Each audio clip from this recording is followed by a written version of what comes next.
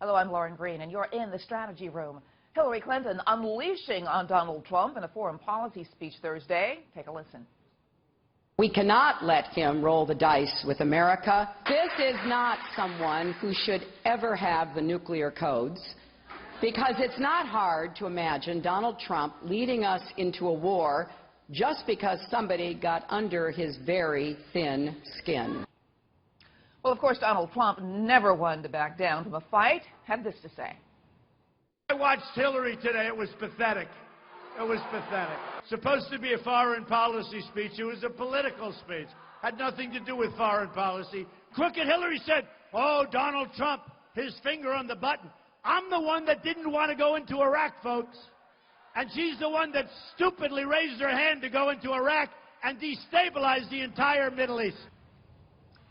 Okay, and joining me now with reaction, our Iona College professor, Jeanne Zaino, and columnist for the Fiscal Times, Liz Peek. I'm so excited to hear what you've got to say about this because it's getting hot out there. Jeanne, what do you think of this?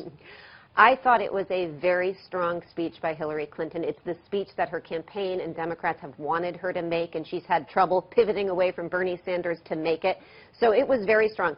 It was light on policy. I will grant Donald Trump that. She didn't go into many policy specifics, but she did hit him where it hurts, which is on this issue of temperament and his very, very thin policy ideas in the foreign sector. And I think it really was, in my mind, the beginning of the general election campaign for Hillary Clinton. This is, I think, how she's going to paint Donald Trump going forward, and this is the kind of attack he's going to have to endure. And I think from Donald Trump's perspective, it was a very weak response to her and almost comical in a way, and I think he is starting to see what it's like to be up against people who know this game, know politics. He's had to contend with Barack Obama and Hillary Clinton both attacking him. There are surrogates out there attacking him.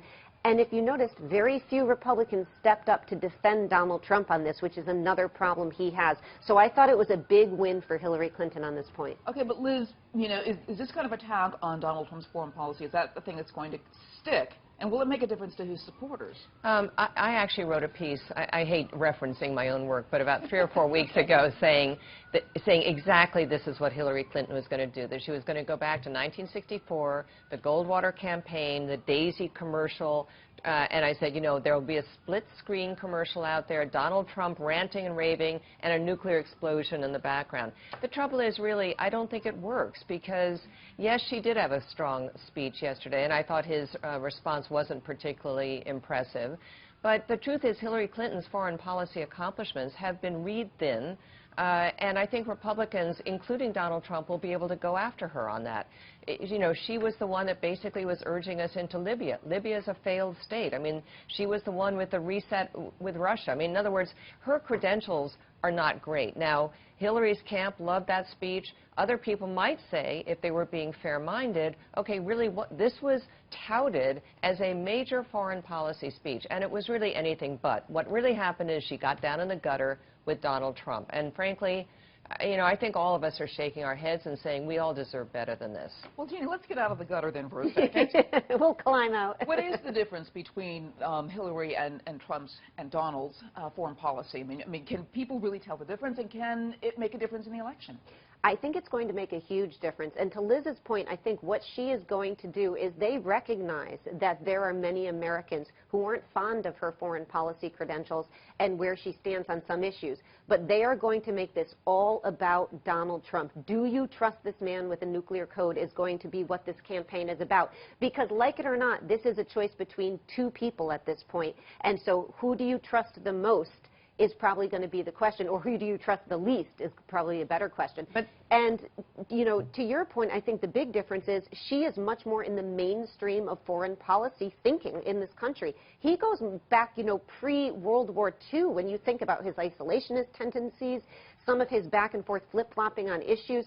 So I think she is much more in keeping with the mainstream of foreign policy thinkers on both the left and the right, and he has a very flimsy record in terms of what he says about where he wants to be. In I would disagree. This is really the issue. Yeah. You've got Hillary's record, so you're going to vote for her based on what she has done or not done. Right. And then you've got Trump, who has no history in politics like this, so you're going to be voting on what you think he might do.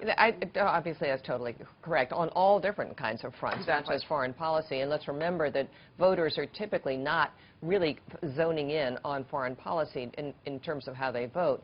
But in terms of, I would disagree with you a little bit. I think that Donald Trump is much more in the mainstream of American thinking than Hillary Clinton is. Hillary Clinton has to contend with people on the very far left of her party who are totally isolationist at this point. They're anti-war. They're very suspicious of her hawkish credentials, which she has rolled out from time to time. And Donald, what are his foreign policy credentials or policies?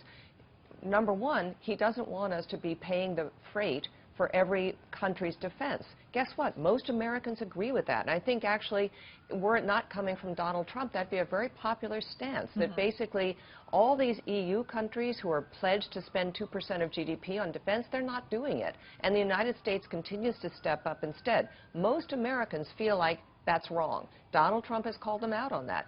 So we could go issue through issue. I don't really think he's that out of touch with mainstream America. All right, I want to thank you so much, Jeannie and Liz, for being here. I almost called you Jiz. We're together a lot. Right, there we go. All right, thanks so much.